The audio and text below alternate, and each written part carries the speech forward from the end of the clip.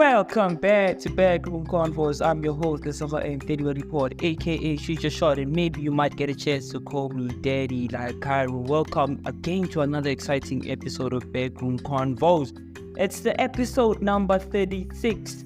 We are growing harder. Did I just say harder?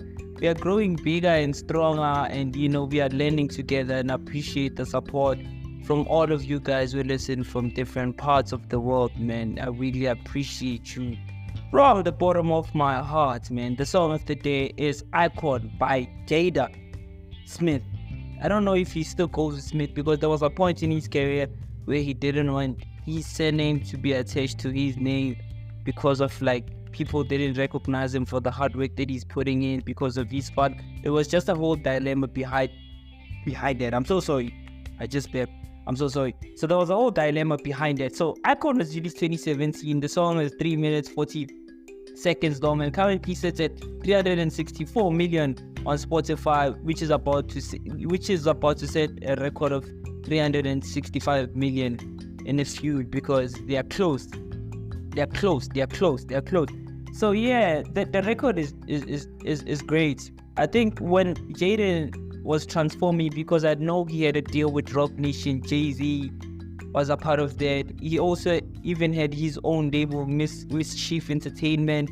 I think he had that going on. I don't know if it's still a thing even now. And he started fighting himself in this music scene thing. And for the longest time, I thought Icono was on of it's one of the only songs that I listened to from Jaden. Right? I keep saying. So I want to say Jada. It's Jaden.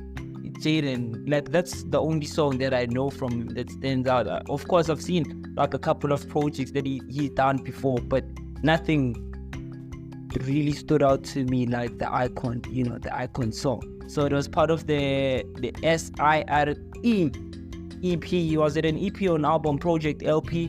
So it was a part of that from Jaden. And I remember at some point the song was pretty much a success. He got awards. 2017, he got awards.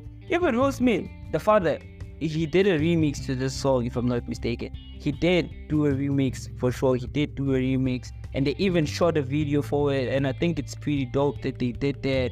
And I always felt Will Smith has always been a supportive father to Jaden, to Willow, and to that other guy. I forgot his name. So he's not famous, he's not known for the spotlight, because I know he also plays football, American football, he plays that as well. So I'm not sure, and that's not Jada's kids. Jada only has 2 kids, and the firstborn is from a different woman, the woman that Will Smith dated before Jada. Jada. Keep on confusing the names, but it's Jada. It's the woman she dated before Jada.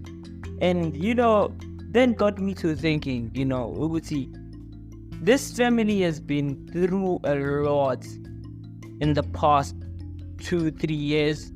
It was the slap, it was Jade, it was alopecia, it was the gay rumors this year.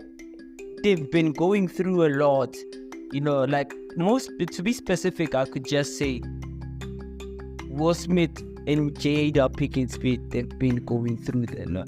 They've been going through a lot. And I know that Jada did say the slap, the Chris Rock slap brought them closer, boom. And now at the awards that they had in Miami, I forgot the awards, and I think we did cover an art award, the Basel Awards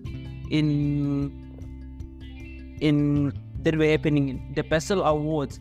The Basel Arts Award that were happening in Miami. Will Smith came at the woman exactly like Jada, it's a copy of who Jada is, with a cheese cop, for those of you who know what the cheese cop is. A cheese cop is when someone is bald. So he came exactly with the woman who looked like Jada. And I'm like, okay, is this to get people talking? Is this the wave? Is this what we're going with? And I get that, people get people talking. Because I'm like, well, at this point, wait a minute. Now that I think about it, and we'll get to talk about it, Kanye actually went through the same thing with the woman that she's dating now. At some point, he was dressing her like Kim, and everybody was like, why is she dressing like Kim? Why is she boom, boom, boom? Why is she not? And at some point I'm like, this is all Kanye, and I'll let you know why I said that with Kanye, with regards to this in Kanye's situation with the woman that she's dating now. I'll find a name in a few. And the reason I said that with Kanye, it's because you remember there was an episode of the Kardashian. The episode of the Kardashian, I don't know which episode it is, but where Kanye was addressing his frustrations, he was saying, Ubuti, no, Kim, you can't represent me that way. When you go out, people are seeing you, and what they see, I don't like, boom, boom, boom, you know? And I'm like, well, the girl is doing the same thing now. They went under the Art Basel, like practically naked. She was like practically naked, eh? That's the same thing he was saying to Kim she must not do, but she's letting the new girlfriend do. And it got me to thinking, Ubuti, okay, controlling, yes. And I'm like, why though? Like, you know what I mean? Like, why can't she be herself and express people express themselves? Like, I feel like sometimes we see people as your toys, or you don't see him or respect him enough to see them as a wife or as a girlfriend. Like, I think we need to be in a position where you respect your partner enough for their decision. Or if they say, babe, like, I'm fine with you dressing me and telling me what to do, and if she was to be a superstar, it's like, this is what it'll take for you to be a superstar. I don't know the closed door conversation that they had, but I was like, this is like hypocritical from Kanye, but this is not the first time Kanye did it, but we still love him anyway. But nonetheless, going back to Will Smith, I'm like, well, is it because he's still in love with Jada Pinkett Smith? Maybe that's why he's getting that, or he wants to get the media talking like we are talking about it now. And I'm like, it's strange because now we are talking about it, and I'm like, oh, okay, like, why?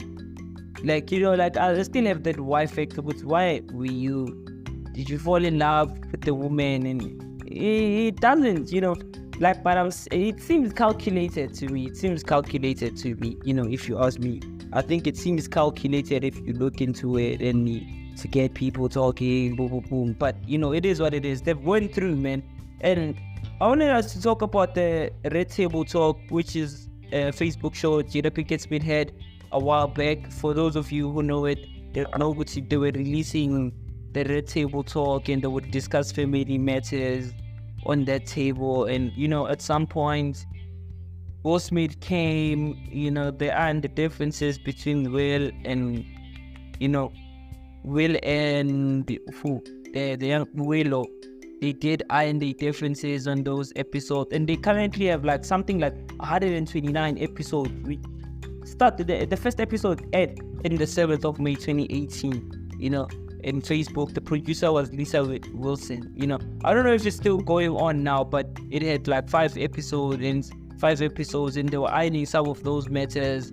That's how we know the predicament. It was a predicament to Jada, where he said it was that you remember when he was saying we are not dating, it was just I didn't remember the word, but he said it's I think you remember that. I just don't remember what they said the situation is, you know, with August Alsina. Is it August Alsina? Yes, with August Alsina, who happened to be Jaden Smith's friend at the time, and they started hooking up from there, and then they stepped together, and Will was fine with it because they had an arranged marriage. So Will was fine, and over the years that went on to be true based on the rollout of the things that we saw, you know. So it is true, and I'm like, well, this is interesting now, because I think the show now is coming out to bite them because of things that they said before, you know, the things that they said to one another, and the character of Jada, and like the conversation that they had. Like, people are painting a pretty good picture from the episode, because I could tell that a lot of people were watching that, because when the August Alsina came out, when the August Alsina saga came out, the internet didn't sleep. And so that's what I'm saying. But people knew the side of Jada, they knew a part of Will, they knew Willow. I haven't seen much of Jaden, honestly speaking, but I've seen him like there and then. But now I've seen like 7 months ago, like on YouTube, he said it came out an episode or something on YouTube saying Jada Pinkett Smith confirms the Red Table Talk has been cancelled, the cancellation of it, After 129 episodes, I don't know what that was, the reason behind that was, but I think the concept of that show is amazing, but if done privately, it would be more effective. As much as it was effective on screen, but there'll always be vultures, people who are looking to drive a certain narrative about a person, even though that's not the type of person that person is, but they would be looking to exploit that to get people talking, And as we know all by now, like in the internet, nobody really is a fan. Like a majority of the people aren't a Jada Pinkett Smith fan. And I think an attribute to that was one of the contributors to that, it's the show because of how she came out and, the slap and the things before that. And there's a video that she released where he was, being masculine and, Will didn't want to be on the camera and Jada was forcing him. And like those small things, they were like, this is like the real Jada. And that's why people started saying things about Jada. But Jada is not a good partner, A, B, and C. And, it just kept on piling on and it compounded to something that it is today, and which resulted in people hating Jada Pinkett Smith. And I get it, she doesn't care. And I think Jada is well-spoken, bro. Like, she speaks her mind, she doesn't back down from what she thinks. And I think that about her. She knows what she thinks. She doesn't back down out of that. For people who didn't know, and for the people who wanted to know, like this, the reason I was saying the Red Table Talk was doing well, it's because on Google, users were rating it 84% like the TV show. That's how good the show was. I wasn't like a big fan, but like a lot of the stuff that they were dealing with on the table, they were like intergenerational perspective from the mother to the daughter, from the daughter to the child, from Jada's mom to Jada to Willow. They were having those intergenerational perspective or conversation, which was very good to see. And like as a black community, we need to have more of that, openness. And I think even the healing of our young men in this society where like abuses like GBV is off this roof, and we'll touch on that. Rest in peace to Refuel. Justice for Refuel Mofogeng. Oh, guys. So, rest in peace. Why do I keep on saying rest in peace? Justice for Refuel Mofogeng. So, I know if we have these conversations at the table talk we're having on a private table at home with the family, we will be able to change or channel more of a progressional, healthy relationship with our families, and we can raise better men in society, better women in society. I think those conversations are very important. What they started, very, very great, but I just hate to see the tenant talk, and because also to say with a lot of people really like the show, I think now because I do have the time and I spend a lot of time researching and getting to information and knowing, I could have watched the show the way I did go out and watch behind the show. You remember the show that I was watching the day before yesterday, which is Leaving the World Behind, because I wanted to give out like a valuable content, very insightful content. That's why I went out. And I think had the show still been airing or still been on air at this point, I'd still go out to pinpoint episodes that stood out for me. But now I'm like, it ended, and like I might still go back, I might still go back to the roundtable talk and like binge watch some episodes. And I think it's good for personal growth and intergenerational healing, man. It's good. It's just a pity that the show took the direction that it took, and it ended up being cancelled 7 months before now. And Jada actually announced it, and Facebook, someone on Facebook actually covered it. And we had Willow, we had Jada, we had Will Smith. It was the entire family in that, and I really appreciated that show. So shout out to them, man. For those of you who just joined us now, the song of the day, we did say the song of the day is Icon by Jaden Smith, which was released in the project called TYRS. I don't know if you call it the entire name, like Siri or Siri. You call it Siri or SYRE. I don't know if that's how you pronounce it, but the song is 3 minutes 40 seconds long and currently sits at 365, not of 364 million on Spotify alone. That's how successful the song was from Jaden. And Will Smith actually had a song, featured. He remade the song and had his verses. And for those of you, fun fact, Will Smith is the first actor. He's the first rapper to win a Grammy. For those of you who didn't know, I thought I should put it out there. So let's go at the break. I'm your host, Lesego M, Report, aka Future Shorty. Maybe you might get a chance to call me Daddy like Cairo. Let's head over to the break. We'll see you after the break. Cheers.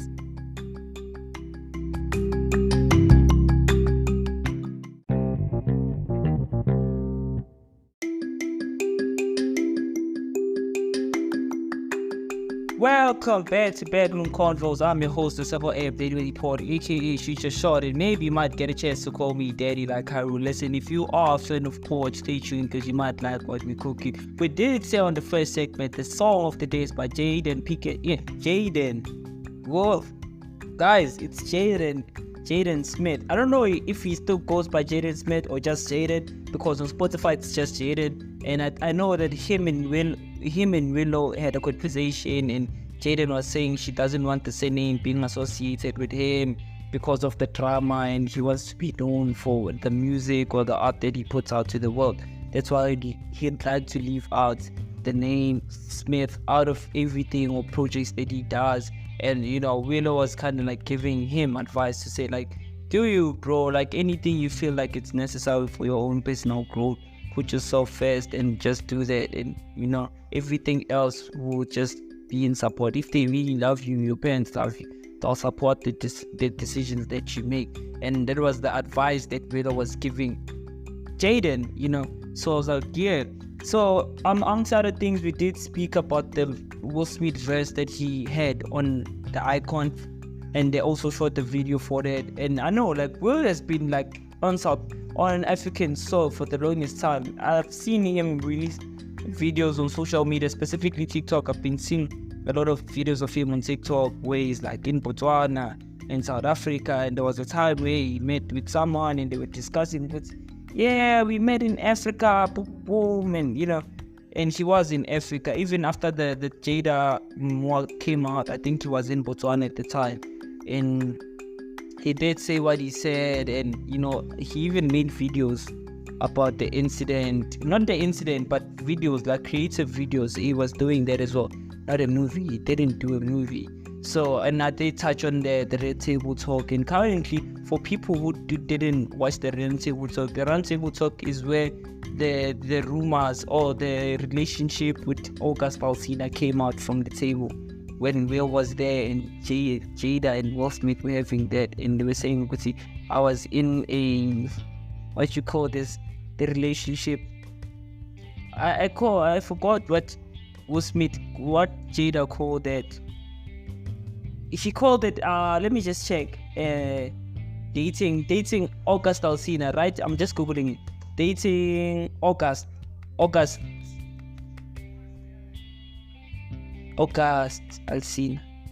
I want to see what did Jada say. He said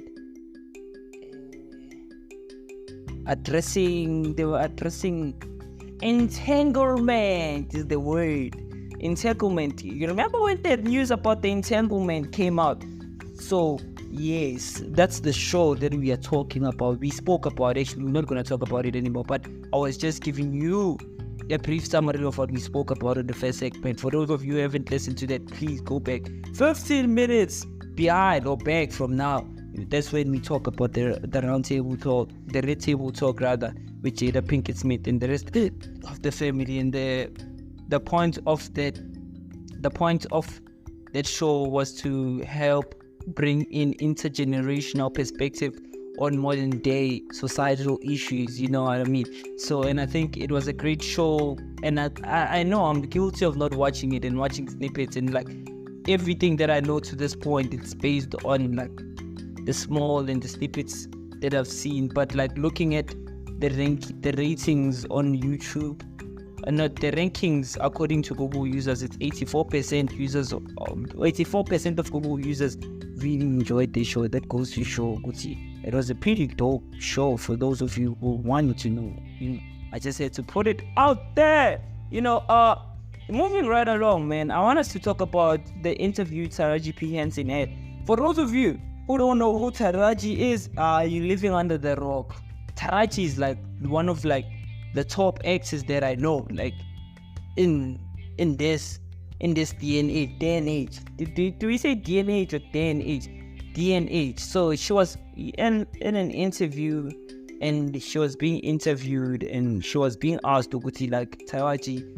She was in the Siri XM studios, and I think it's a podcast if I'm not mistaken. So for those of you who don't know, TARAJI is 53 years old, and you know, she got his role late, but she had a child by the time she got her first role in, you know, for that show. I don't remember what they call, which had like Howard, who was also like, you know, stressing out his perspective on being underpaid or working hard and not being, you know, compensated the right way, you know.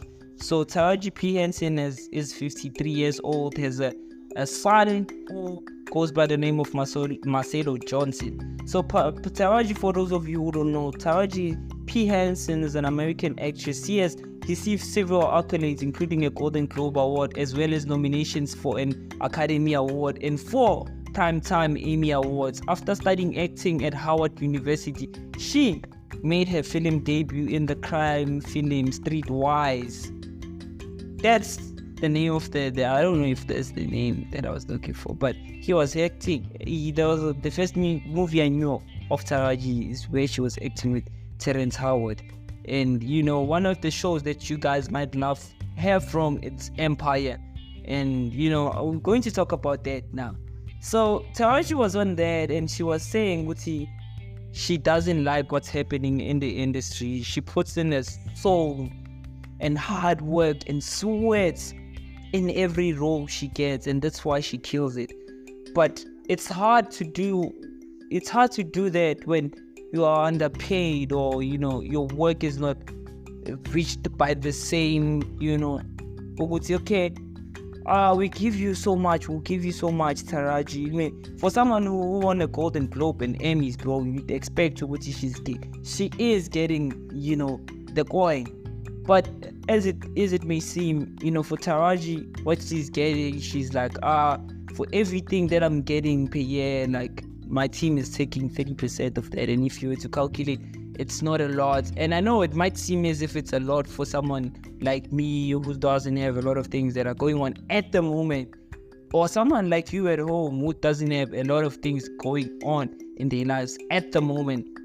You know, it might seem as if it's a lot, but if you factor in the 30% that he's taking, the taxes, you know, you kind of see like, here I'm not really making much. And I'm sure she's saying this because she knows that maybe a comparison to fellow actors, of which they might not even have accomplished half of what she has, but they are earning more. You know, there's issue maybe of skin color, and maybe that's why she's considering quitting acting. And people like Halle Berry, I was surprised to see them on the comment section on the post that she reposted, and she was like, yo, like, I'm with you, I know what's going on in this, and people were in support of her, and Halle Berry was in support of her as well.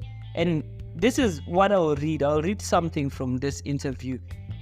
Henson has touched on experiences with pay disparities in a number of previous interviews. In 2019, she told the Variety that she'd ask for $500,000 before signing for The Curious Case of Benjamin Button, only to ultimately receive $150 for the role.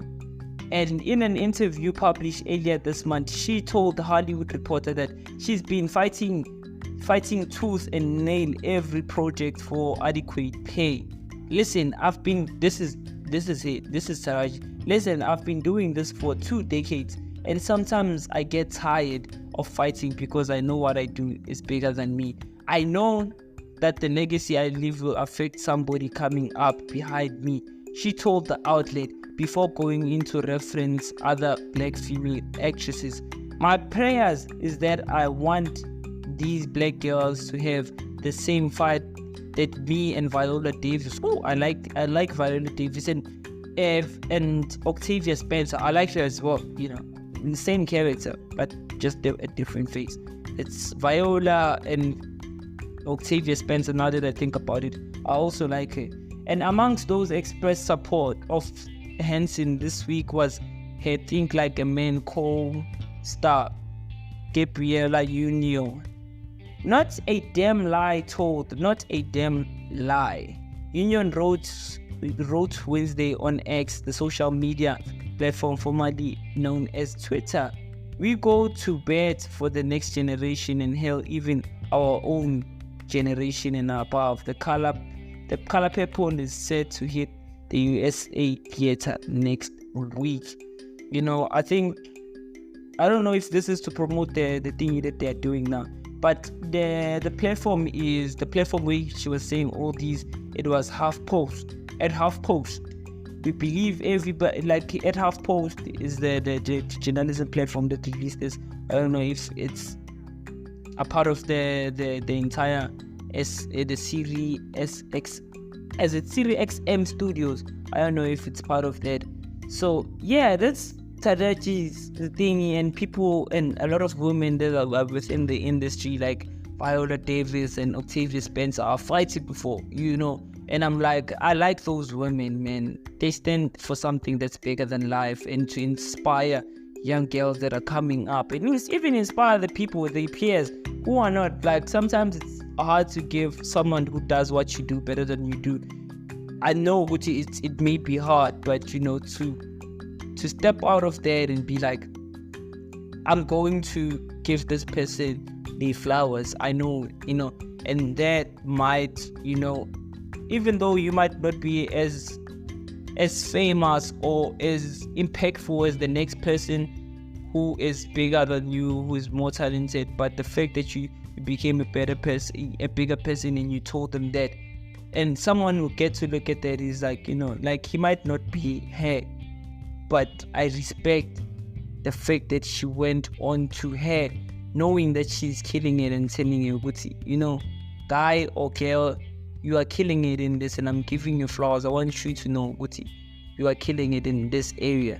And I appreciate those women. I think that's what we need as a society, and we need more women to do that, or people in general to be that, or to be more courageous to chase their dreams, even, you know what I mean, to have so much. And you know, you need to have courage, you need to have character, you know, like, character is a lot, you know.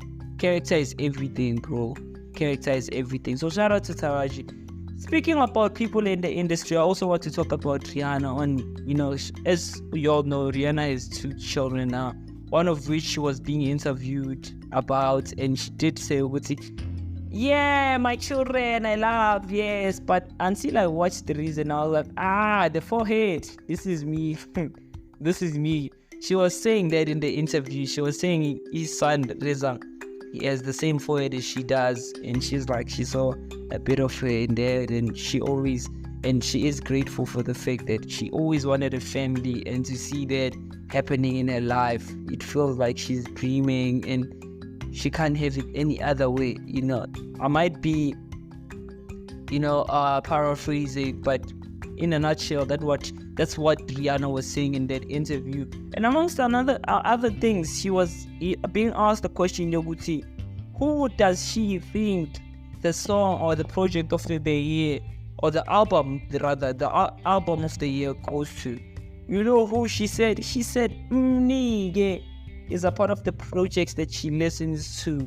You know, I was like, well, Rihanna is doing something. If Rihanna knows it, we might as well say Mnike is the song of the year. You know, I know, like, we've been consisting on the podcast and we've been giving it to Iplani and going back and forth, but Rihanna said it's Mnike, though. So Mnike it is, you know. Shout out to them, man. And I just want to pass a quick message to young girls. I know that Sasha, for those of you on TikTok who follow Sasha, he's having a party, a birthday party, and they booked in a place where there'll be alcohol, there'll be, you know, ladies are invited, guys are invited, and I want us to take precaution on everything when we go there. Drinks are being spiked, you know, like, look at the situation. You know, like, if you look at the situation now, you'd find that she was raped and she was drugged. She doesn't even remember what happened, but she knows the guy Flaco, Romeo and Sean were there and they were a part of that. You know what I mean? It's so sad to see that even young men in our society are still committing GBV. And where do we fix? Where do we even start when we see this as a society? And I think it's messed up, man. You know, justice to Refilo, man. Justice for Refilo Mofokeng, you know. I hope the boys, as much as I would like to say they deserve it, but they should take this as a learning curve, and they should take it to their chest. They made a mistake and they're just going to jail to repay that, you know. And I know I might say it like it's simple, but for what they committed, man, they raped, you know what I mean? They raped someone. And, you know, as much as I would want to empathize with them, but, you know, it is what it is. Go out there and pay your dues and the juvenile, and come back and be better individuals in the society, you know. So I appreciate you all for listening to Backroom Convos with Lesego M. I know we were supposed to cover more, but we don't have a lot of time. So yeah, I would like to skip to the book of the day for those of you who were waiting for this moment. So yeah, I don't know if some of you know who this guy is. So he's a scientist who existed, you know, and the reason he is taking the book of the day today, it's because of the impact that he had, man, in science. You know what I mean? The impact that he had in science. And I think it makes sense for us to give him that, to give him his flowers. So there's a book by the name of The Grand Design. It's by Leonard and Steve Hawkins. So The Grand Design is a popular science book written by physicist Stephen Hawkins and Leon, and published by Bantam Books in 2010. The book examines the history of scientific knowledge about the universe and explains 11th dimension M theory. So the book was released or published in 2010 by Steve Hawkins and Leonard. So the book is 208 pages long. I might as well give you the ISBN number, but if you just Google the name, you might just find every detail that you want. The book is The Grand Design by Stephen Hawking and Leonard. You know, it's about, I did say what it's about. It's about examining the history of scientific knowledge about the universe and explanations of the 11th dimension, the M theory. So thank you for joining me in today for this amazing episode. I'm your host with the most, Lesego M, aka Shoot Your Shot. Let's meet on another exciting episode of Backroom Convos. Cheers. Please don't forget to follow, like, comment, and subscribe to get a notification when we release a new episode. Cheers and bye.